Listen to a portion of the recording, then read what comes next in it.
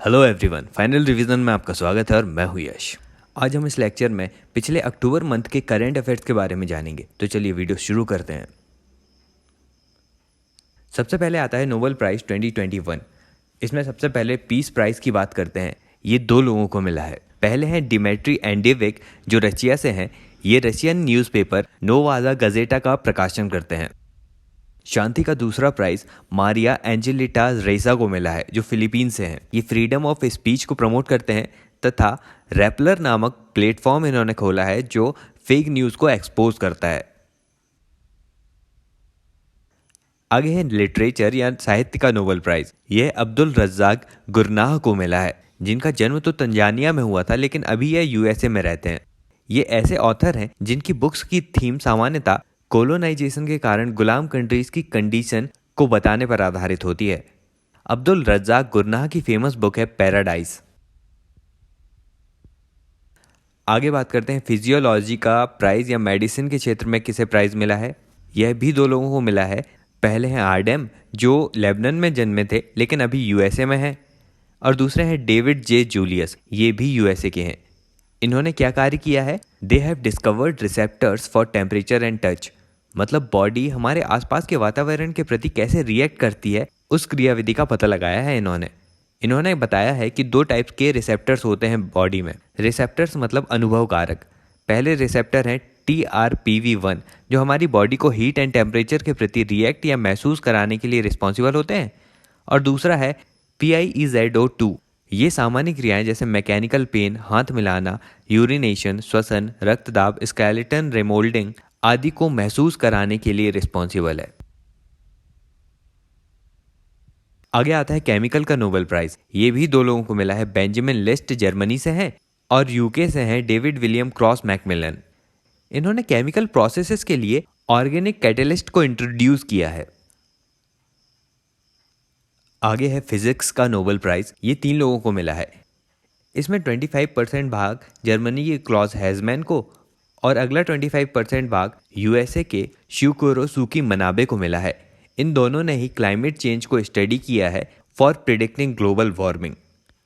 और फिजिक्स में Nobel prize का 50% भाग इटली के जॉर्जियो पेरिसी को मिला है। पेरिसी ने कॉम्प्लेक्स सिस्टम पर कार्य किया है। कॉम्प्लेक्स सिस्टम एक साइंस की ही ब्रांच है। ये उस अवधारणा को बताती है जिसमें साइंस की विभिन्न ब्रांचेस एक दूसरे के साथ कैसे इंटर रिलेट करती हैं।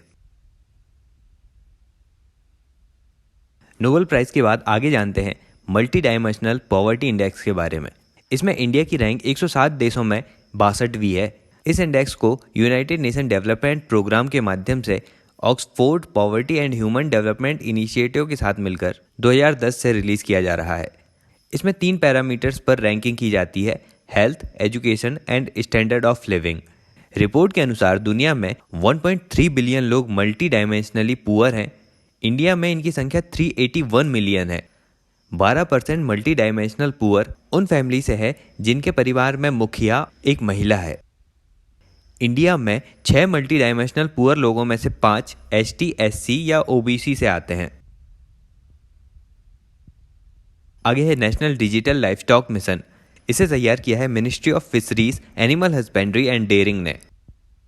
इसका उद्देश्य है farmer centric technology enabled ecosystem तैयार करना। नेशनल डिजिटल लाइफस्टॉक मिशन के तहत आनंद में स्थित नेशनल डेयरी डेवलपमेंट बोर्ड ने एक डिजिटल प्लेटफॉर्म के रूप में national digital livestock mission blueprint तैयार किया है, जो कि एक डिजिटल प्लेटफॉर्म है। इसमें मवेशियों और उनके प्रोडक्ट से रिलेटेड सारी जानकारी होगी ताकि उनकी खरीद बिक्री हो सके। आगे आता है पाक बे स्कीम। ये 2017 से चालू है। इसमें पाक जल संधि में मछुआरों की समस्या समाधान के लिए सेंट्रल गवर्नमेंट ने डीप ओशन फिशिंग करने को कहा है। इसके लिए 80 लाख का फिशिंग वेसल्स प्रोवाइड करेगी सेंट्रल गवर्नमेंट। ये एक सेंट्रल स्पॉन्सर्ड स्कीम है जिसमें मछुआरों को डीप ओशन फिशिंग के लिए वेसल्स बनाने के लिए 80 लाख रुपए में 50% सेंटर देगा, 20% स्टेट देगा और 30% फिशरमैन को लेना होगा, जिसमें वह 10% लोन से ले सकता है और 20% बेनिफिशियरीज से। अब ये जो पाक बे स्कीम है ना, यह प्रधानमंत्री मत्स्य संपदा योजना का हिस्सा नहीं है, क्योंकि मत्स्य संपदा योजना में 1.3 करोड़ का वेसल्स दिया जाता है। आगे जानते हैं रिवर रैचिंग प्रोग्राम के बारे में। ये प्रधानमंत्री मत्स्य संपदा योजना का भाग है जिसे 2020 में चालू किया गया to enhance fishing production and productivity. इसकी नोडल एजेंसी है national fisheries development board Hyderabad. इसका सारा खर्च सेंट्रल गवर्नमेंट उठाती है। गंगा, ब्रह्मपुत्र, बराक और महानदी जैसी बड़ी नदियों पर इसका फोकस है। आगे बात करते हैं रेड सैंडर्स के बारे में। ये साउथ इंडियन ट्री है जो केरल, कर्नाटक, आंध्र प्रदेश और तमिलनाडु में पाया जाता है। इसका उपयोग औषधि में, वुड वर्क्स में, म्यूजिकल इंस्ट्रूमेंट बनाने में होता है। ये डेसिडुअस फॉरेस्ट में, रॉक्स में, डिग्रेडेड लैंड्स में, रेड सॉइल्स में, हॉट एंड ड्राई क्लाइमेट में भी हो सकता है। रेड सैंडर्स ट्री IUCN की नियर थ्रेटन्ड लिस्ट में है और साइट्स के अपेंडिक्स 2 में है। आगे बात करते हैं लूखा रिवर के बारे में। यह मेघालय में ईस्ट जयंतिया हिल्स के साउथ में स्थित है। यह river coal mining, acid mining, drainage के कारण प्रदूषित हो रही है। यह लूनार नदी की सहायक नदी है लूखा रिवर। आगे एक इन्फॉर्मेशन कि UNHRC ने clean, healthy and sustainable environment को अ यूनिवर्सल राइट घोषित किया है। आगे आता है 2021 state of climate services report, जिसे वर्ल्ड मीटियोलॉजिकल ऑर्गेनाइजेशन द्वारा रिलीज किया जाता है। WMO एक इंटर गवर्नमेंटल ऑटोनोमस ऑर्गेनाइजेशन है। अब state of climate services report में टेरेस्ट्रियल वाटर स्टोरेज पर फोकस किया जाता है। टेरेस्ट्रियल वाटर क्या है? तो सारा वाटर जो लैंड सरफेस पर या सब सरफेस पर मौजूद है, जैसे soil moisture, snow, ice and ground water, ये सभी टेरेस्ट्रियल वाटर में आ जाते हैं। इस रिपोर्ट में बताया गया कि TWS में कमी आ रही है, जिसका कारण लगातार जनसंख्या में वृद्धि और शहरीकरण है। टेरेस्ट्रियल वाटर में कमी पिछले 20 सालों में 2002 से 2021 के बीच 1 सेंटीमीटर पर ईयर की दर से हुई है और सर्वाधिक कमी अंटार्कटिका तथा ग्रीनलैंड में देखी गई है। इंडिया में टेरेस्ट्रियल वाटर में कमी 3 सेंटीमीटर पर ईयर की दर से देखी गई है। आगे बात करते हैं ISPA के बारे में, इंडियन स्पेस एसोसिएशन। यह स्पेस से संबंधित इंडस्ट्री फोरम है। इसके अलग अलग स्टेक होल्डर्स हैं जो इस प्रकार हैं: स्पेस से संबंधित industries, government of India, private sectors और space related global corporation. Indian Space Association को बनाने का उद्देश्य है स्पेस में इंडिया को सेल्फ रिलायंट बनाना। ISPA का कार्य होगा स्पेस में ग्लोबल लिंकेज प्रोवाइड करना और प्राइवेट सेक्टर को प्रोत्साहित करना। हमारी इकोनॉमी में स्पेस सेक्टर का कंट्रीब्यूशन 2% से बढ़ाकर 2030 तक 9% करना है। आगे बात करते हैं प्लेटियोमिया कोहिमेंसिस के बारे में। ये नई सिकाडा की स्पीसीज है जो नागालैंड में नागा हिल्स में पाई जाती है। ये नेचुरल फॉरेस्ट में मिलते हैं और खासकर बैम्बू फॉरेस्ट में मिलते हैं। ये इंडिकेटर स्पीसीज हैं जो हेल्दी फॉरेस्ट के बारे में बताती हैं। ये शाम के समय ही म्यूजिकल साउंड निकालते हैं। अब याद रखिएगा, सेंट्रल जू अथॉरिटी न्यूज़ में था जो 1992 में बनी एक स्टैच्यूअरी बॉडी है। फिर इंटरनेशनल एनर्जी एजेंसी भी न्यूज़ में थी। ये ऑटोनोमस इंटर गवर्नमेंटल ऑर्गेनाइजेशन है जो 1974 में बना है। अब बात करते हैं धोले के बारे में। ये Asiatic wild dog, red dog या विस्लिंग डॉग के नाम से भी जाना जाता है। ये हाईली सोशल एनिमल है और समुदाय में ही रहता है। इसका स्थान सेंट्रल एशिया, साउथ एशिया और ईस्ट एशिया में है। ये साउथ ईस्ट एशिया में भी पाए जाते हैं। धोले एक शिकारी जीव है जो हर क्लाइमेट में रह सकता है। इंडिया में वेस्टर्न और ईस्टर्न घाट दोनों में पाए जाते हैं तथा सेंट्रल इंडिया तथा नॉर्थ ईस्ट इंडिया में भी मिलते हैं। IUCN की लिस्ट में ये एंडेंजर्ड है। वाइल्ड लाइफ प्रोटेक्शन एक्ट 1972 में शेड्यूल 2 में है और साइट्स के अपेंडिक्स 2 में है। आगे है प्लास्टिक वेस्ट रिसाइकलिंग टारगेट जो एनवायरनमेंट मिनिस्ट्री द्वारा जारी किया गया। ये एक ओपन टू पब्लिक फीडबैक है। इसके तहत EPR सर्टिफिकेट या एक्सटेंडेड प्रोड्यूसर रिस्पॉन्सिबिलिटी सर्टिफिकेट की बात की गई है, जिसमें प्रोड्यूसर कंपनी को प्लास्टिक कचरे को कस्टमर से वापस लेकर उसे रिसाइकल करना होगा। इस कचरे का डिस्पोजल CPCB के नॉर्म्स के अनुसार किया जाएगा। इसमें विभिन्न कैटेगरीज में प्लास्टिक को डिवाइड किया गया है। पहला रिजिड प्लास्टिक, दूसरा फ्लेक्सिबल प्लास्टिक पैकिंग और तीसरा मल्टी लेयर्ड प्लास्टिक पैकेजिंग। इसमें कंपनीज को अपने टोटल वेस्ट का 35% का टारगेट 2021-22 तक पूरा करना है, 70% का 2022-23 तक और 100% प्लास्टिक 2024 तक रिसाइकल करना है। अब टारगेट पूरा ना करने पर EPR सर्टिफिकेट को खरीदना होगा कंपनीज को या फिर उन पर फाइन लगाया जाएगा। आगे इंटरनेशनल गर्ल चाइल्ड डे आता है 11 अक्टूबर को, जो 2011 से मनाया जा रहा है। इसकी थीम थी डिजिटल जनरेशन अवर जनरेशन। अब ये याद रखिएगा कि Beijing declaration girl child day से ही संबंधित है। आगे बात करते हैं Cunningham declaration on biodiversity conservation के बारे में। यह यूनाइटेड नेशन CBD का COP15 था। इसकी थीम थी ecological civilisation building a shared future for all life on earth. Kunming declaration में कहा गया कि प्रत्येक देश बायोडाइवर्सिटी और ह्यूमन हेल्थ के प्रोटेक्शन को मेन स्ट्रीम में लाएगा। याद रखिएगा कि कनिंघम डिक्लेरेशन में 30x30 टारगेट को सामने लाया गया, जिसमें प्रपोजल रखा गया कि धरती का 30% लैंड और ओशियन को 2030 तक प्रोटेक्टेड स्टेटस दिया जाना चाहिए और उन्हें प्रोटेक्ट भी करें। इसी के तहत चाइना कनिंघम बायोडाइवर्सिटी फंड बना रहा है, जो डेवलपिंग कंट्रीज के लिए होगा। इसमें वह $233 मिलियन का इन्वेस्टमेंट करेगा। आगे बात करते हैं सेला मेन टनल के बारे में। ये अरुणाचल प्रदेश में बन रहा है। इसे BRO बना रहा है। ये तवांग तक हर मौसम में पहुंच सुनिश्चित करेगा। सेला मेन टनल तवांग से असम के मध्य बारीपारा चारी दौर तवांग रोड में बन रहा है। ये प्रोजेक्ट वर्तक का भाग है। आगे बताइए CRISP-M टूल क्या है। ये climate resilient information system and planning है। ये मनरेगा के अंडर में आती है। इसमें CRISP-M टूल एक web and mobile phone based GIS है, जो कम्युनिटीज़ को क्लाइमेट स्मार्ट डिसीजंस की जानकारी देगा, ताकि मनरेगा जैसे प्रोजेक्ट को क्लाइमेट रेजिलिएंट रूप से डेवलप किया जा सके। मतलब क्लाइमेट का इन प्रोजेक्ट्स पर बनने के बाद भी ज़्यादा प्रभाव न पड़े। इस GIS बेस्ड प्लेटफॉर्म को डेवलप किया है ministry of rural development, foreign Commonwealth development office और गवर्नमेंट ऑफ UK ने मिलकर, जिसे 7 राज्यों में लॉन्च किया गया: बिहार, झारखंड, उत्तर प्रदेश, मध्य प्रदेश, छत्तीसगढ़, उड़ीसा और राजस्थान। आगे बात करते हैं GI टैग के बारे में। तो तमिलनाडु को मिला है 2 चीज़ों के लिए। पहला है करूपुर कलमकारी पेंटिंग, तमिलनाडु में है। इसकी शुरुआत नायक रूलर्स के द्वारा की गई। ये पेंटिंग कॉटन क्लॉथ में बनती है। दूसरा है कल्लाकुरिची वुड कार्विंग्स, ये भी तमिलनाडु का है। इसमें मूर्ति या मंदिर संबंधी स्ट्रक्चर्स बनाए जाते हैं। आगे जानते हैं क्वांटम की डिस्ट्रीब्यूशन के बारे में। ये एक लैब है जिसे अनवील किया है CDOT ने, centre for department of telecommunication. Quantum की डिस्ट्रीब्यूशन एक सिक्योर कम्युनिकेशन टेक्निक है जो क्वांटम मैकेनिक्स पर आधारित है। इसमें फोटॉन्स के क्वांटम प्रॉपर्टीज का यूज किया जाता है, जिसमें फोटोन एक एलिमेंट्री पार्टिकल है लाइट का। क्वांटम की डिस्ट्रीब्यूशन में किसी इंफॉर्मेशन को एक्सेस करने के लिए एनक्रिप्टेड सिक्योरिटी की बनाकर भेजी जाती है। यदि कोई भी तीसरी पार्टी या हैकर्स इससे छेड़छाड़ करते हैं तो यह एनक्रिप्टेड सीक्रेट की अपने आप अपनी प्रॉपर्टी बदल लेती है, मतलब एक तरीके से काम की नहीं रहती। अब यदि उस इंफॉर्मेशन को फिर से एक्सेस करना है तो जिसने वह इंफॉर्मेशन भेजी है वो दोबारा एनक्रिप्टेड सीक्रेट की भेजता है, जिससे कि वह इंफॉर्मेशन अधिक सिक्योर हो जाती है और उसके हैक होने का खतरा कम होता है। यही है क्वांटम की डिस्ट्रीब्यूशन।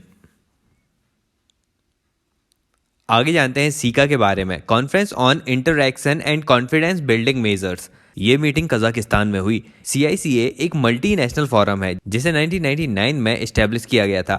इसका उद्देश्य एशिया में पीस, सिक्योरिटी और स्टेबिलिटी लाना है। सीका का सेक्रेटेरिएट नूर सुल्तान कजाकिस्तान में ही है। इसके 27 मेंबर्स में भारत भी शामिल है और ऑब्जर्वर स्टेटस में 8 कंट्रीज या ऑर्गेनाइजेशन है। इसका हेड समिट 4 साल में एक बार होता है। मिनिस्ट्रियल समिट या फॉरेन अफेयर्स का समिट 2 साल में एक बार होता है।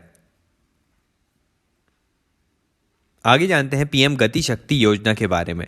यह मल्टी मॉडल कनेक्टिविटी योजना है।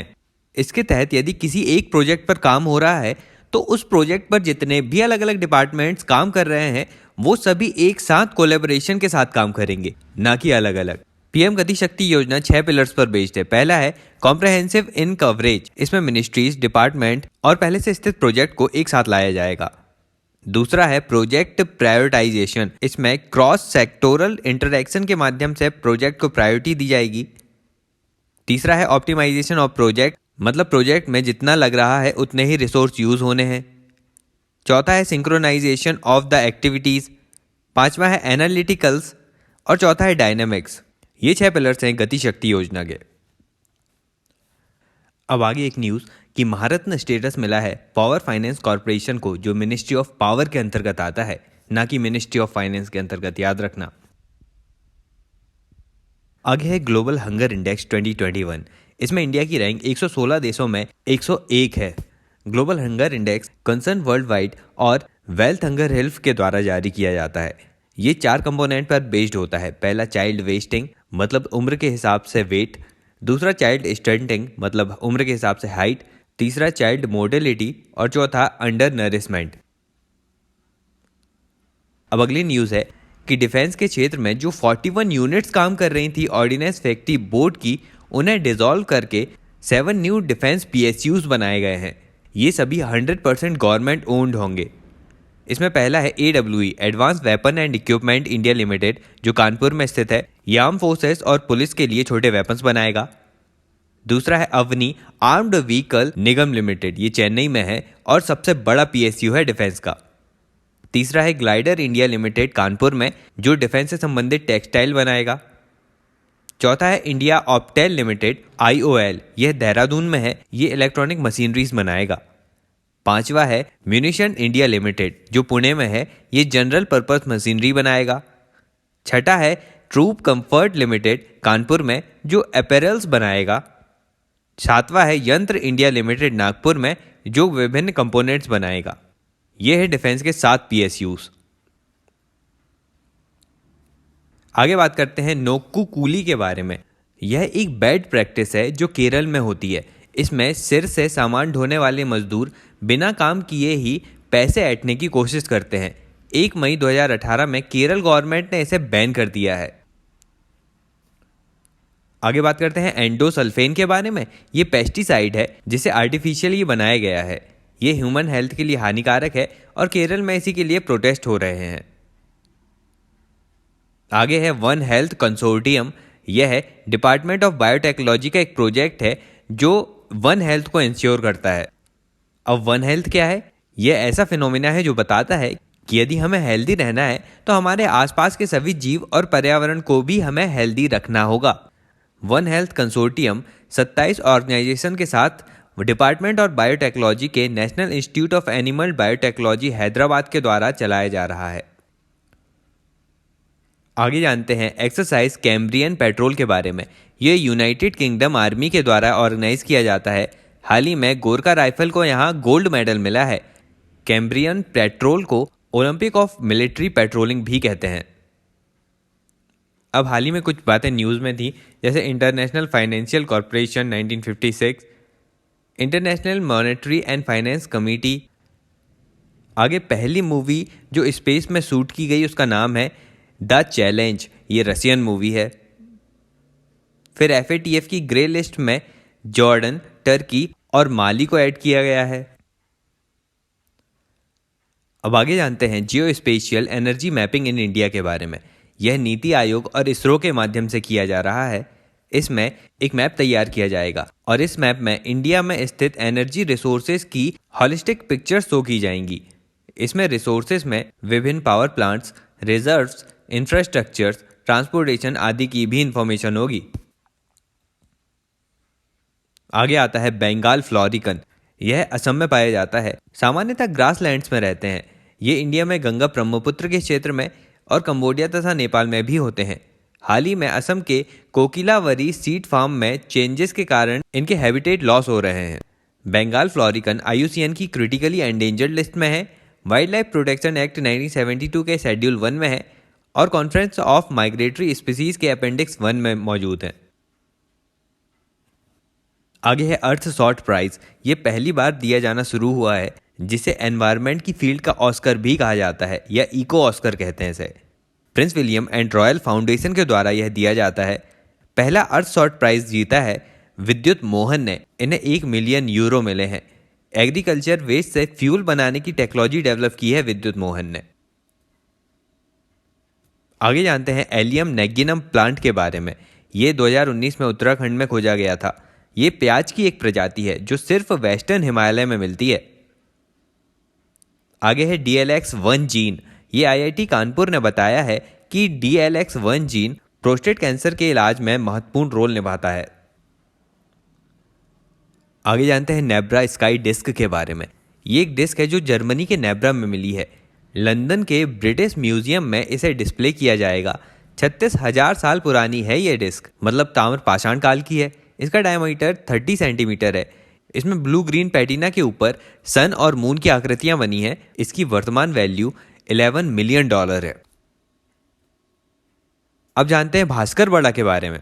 ये कैलेंडर है, असम के ऑफिशियल कैलेंडर के रूप में अब इसे यूज किया जाएगा। अभी तक असम ग्रेगोरियन कैलेंडर का यूज करता था और भास्कर बड़ा कैलेंडर और ग्रेगोरियन कैलेंडर के मध्य 593 वर्षों का अंतर है। भास्कर बड़ा कैलेंडर के बारे में जाने तो यह 7वीं सेंचुरी में असम के लोकल रूलर भास्कर बर्मन जब किंग बने थे तब से इस कैलेंडर की शुरुआत मानी जाती है। भास्कर बर्मन हर्षवर्धन के समकालीन थे और इनके अच्छे दोस्त भी थे। आगे जानते हैं मार्तंड सूर्य मंदिर के बारे में। ये अनंतनाग से 5 किलोमीटर दूर जम्मू कश्मीर में स्थित है। इसे पांडु लेदान टेम्पल भी कहा जाता है। इसका निर्माण 725 से 756 ईस्वी में हुआ था, जिसे 8वीं सदी में कारकोत वंश के शासक ललितादित्य मुक्तापिड़ा द्वारा बनाया गया। आगे जानते हैं ग्लोबल फूड सेफ्टी इंडेक्स 2021 के बारे में। इसे लंदन बेस्ड इकोनॉमिक्स इम्पैक्ट द्वारा जारी किया जाता है। भारत की रैंक 113 देशों में 71 है। इसे हर साल जारी किया जाता है। इसमें कुछ फैक्टर्स को बेस बनाया जाता है, जैसे affordability, availability, quality and safety तथा नेचुरल रिसोर्स एंड रेजिलियंस।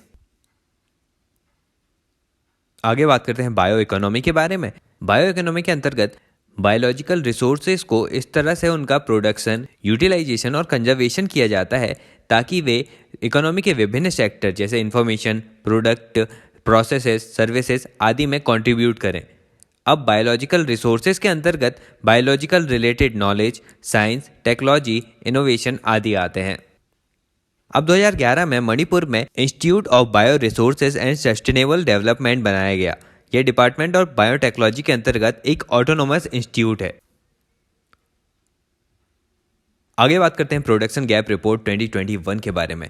ये UNEP के द्वारा जारी की जाती है, जिसमें फॉसिल फ्यूल्स के प्रोडक्शन को बताया जाता है। ये रिपोर्ट बताती है कि कंट्रीज अपने टारगेट से 2 गुना प्रोडक्शन कर रहे हैं विभिन्न फॉसिल फ्यूल्स का। अगला टॉपिक है माउंट मणिपुर और एंग्लो मणिपुर वार 1891। माउंट मणिपुर में माउंट हैरिएट का नाम बदलकर माउंट मणिपुर रखा गया है, जो कि साउथ अंडमान आइलैंड में स्थित है। इसी से जुड़ा है एंग्लो मणिपुर वार 1891। इसके तहत महाराजा कुलचंद्र सिंह तथा उनके 22 फ्रीडम फाइटर फ्रेंड्स को साउथ अंडमान आइलैंड के माउंट मणिपुर या माउंट हैरिएट में ही रखा गया था, मतलब उन्हें कैद किया गया था यहां। आगे है न्यू क्वाड। न्यू क्वाड में USA, इंडिया, UAE और इजराइल की बात की जा रही है। क्वाड्रिलेटरल इकोनॉमिक फोरम है यह, जो काम करेगा इकोनॉमिक एंड पॉलिटिकल कॉर्पोरेशन पर, कॉम्बेटिंग क्लाइमेट चेंज पर, टेक्निकल कॉर्पोरेशन पर, एनर्जी कॉर्पोरेशन पर और मैरीटाइम सिक्योरिटीज पर। आगे बताइए कि टिग्रल रीजन कहां स्थित है। ये यूथोपिया में स्थित रीजन है। आगे जियोरिसा मास मेंसिस क्या है। ये मेघालय में उपस्थित स्नेल की एक प्रजाति है जो मौसमी गांव में मिली है मेघालय के। आगे जानते हैं FATF या फाइनेंशियल एक्शन टास्क फोर्स के बारे में। FATF G7 का एक इनिशिएटिव है जो 1989 में एक इंटर गवर्नमेंटल बॉडी के रूप में एस्टेब्लिश हुआ। इसका हेडक्वार्टर भी पेरिस में है। ये पॉलिसी मेकिंग बॉडी है। इसमें 37 मेंबर्स हैं। ये मुख्यतः मनी लॉन्ड्रिंग को कम करने के लिए काम करता है, साथ ही टेरर फाइनेंसिंग और वेपन तथा मास डिस्ट्रक्शन को भी कम करने की बात करता है। अब ये अपनी विभिन्न लिस्ट भी जारी करता है। हाल ही में ग्रे लिस्ट में जॉर्डन, माली और टर्की को डाला गया है। इससे पहले ही ग्रे लिस्ट में मौजूद थे Sri Lanka, Bahamas, Ghana, Ethiopia, Pakistan, Panama, Syria, Trinidad, Tobago, Tunisia और यमन। FATF की ब्लैक लिस्ट में उपस्थित हैं नॉर्थ कोरिया तथा ईरान। अब बताइए डेब्रीगढ़ वाइल्ड लाइफ सेंचुरी कहाँ स्थित है। उड़ीसा में, उड़ीसा के बारगढ़ जिले में स्थित है। आगे बात करते हैं इनोवेशन फॉर यू के बारे में। ये नीति आयोग द्वारा लॉन्च की गई एक बुक है। इसे अटल इनोवेशन मिशन के तहत लॉन्च किया गया है। इसमें विभिन्न स्टार्टअप्स की स्टोरीज दी गई हैं जिन्हें लोगों के सामने रखना है। आगे है India internet governance forum IIGF।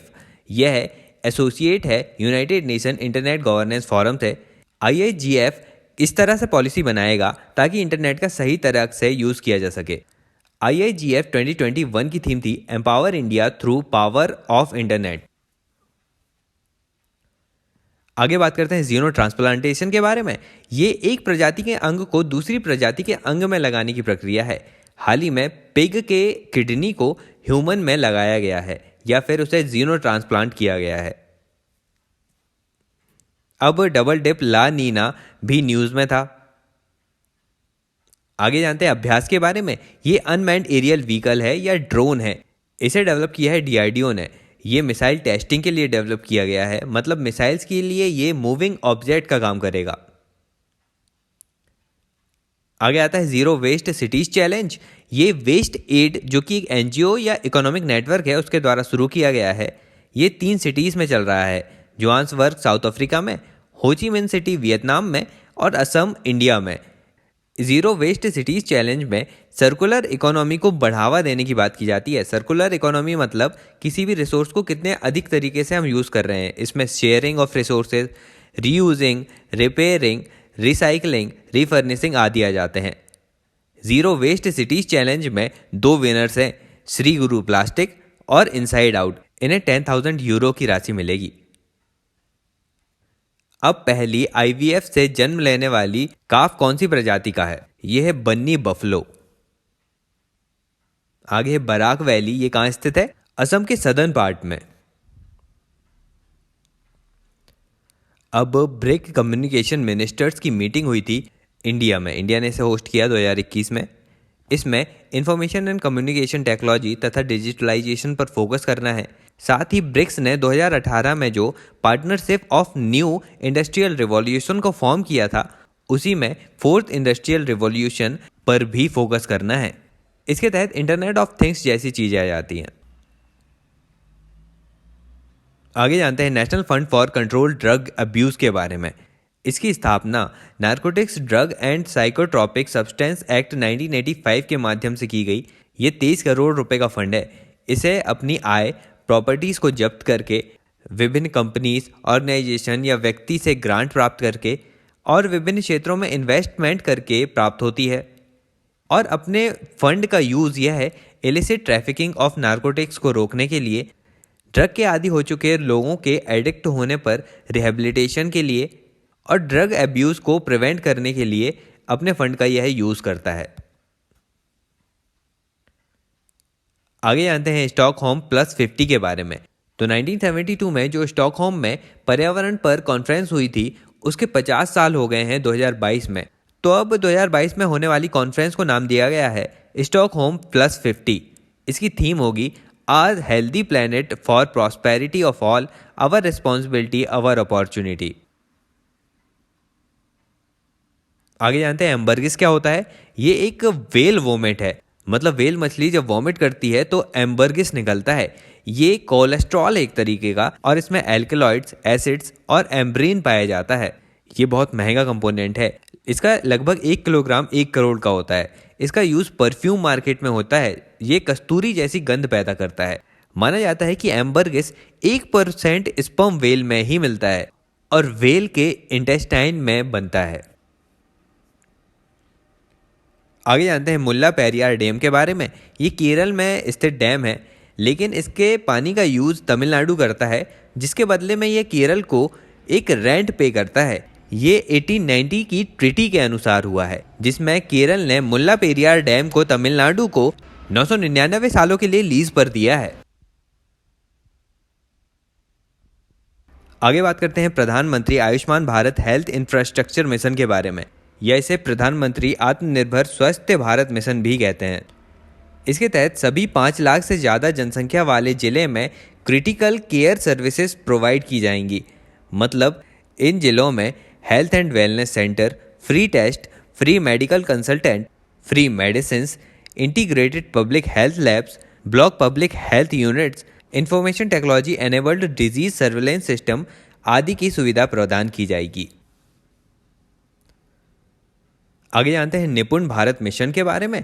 निपुण का फुल फॉर्म है national initiative for proficiency in reading with understanding and numeracy.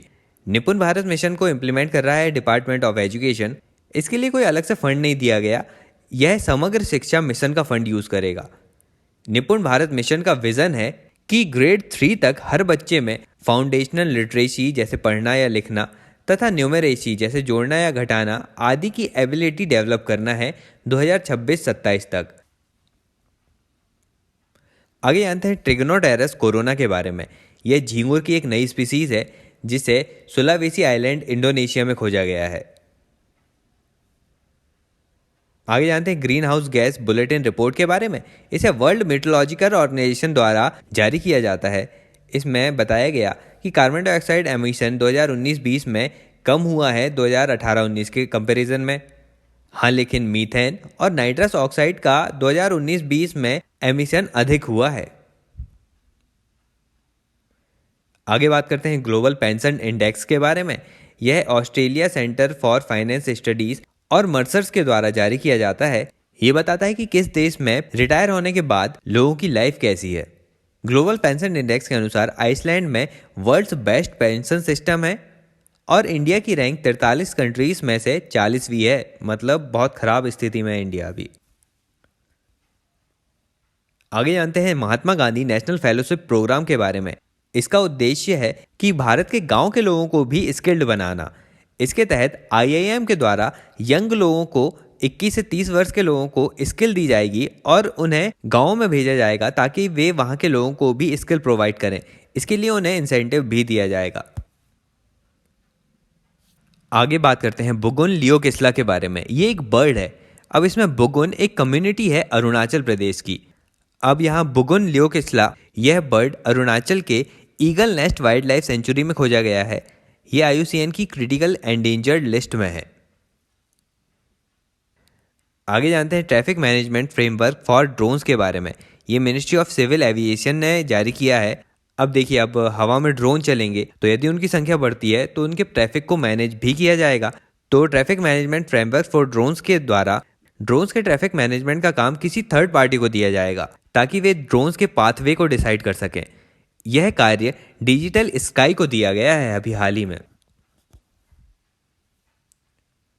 आगे बात करते हैं अग्नि 5 के बारे में। ये surface to surface nuclear capable ballistic missile है जिसकी रेंज 5500 किलोमीटर है। ये इंटरकॉन्टिनेंटल बैलिस्टिक मिसाइल है जिसे डेवलप किया है DRDO तथा भारत डायनेमिक्स ने मिलकर। ये सॉलिड और लिक्विड दोनों फ्यूल से चलती है। आगे बात करते हैं इंटीग्रेटेड टीचर एजुकेशन प्रोग्राम के बारे में, ITEP।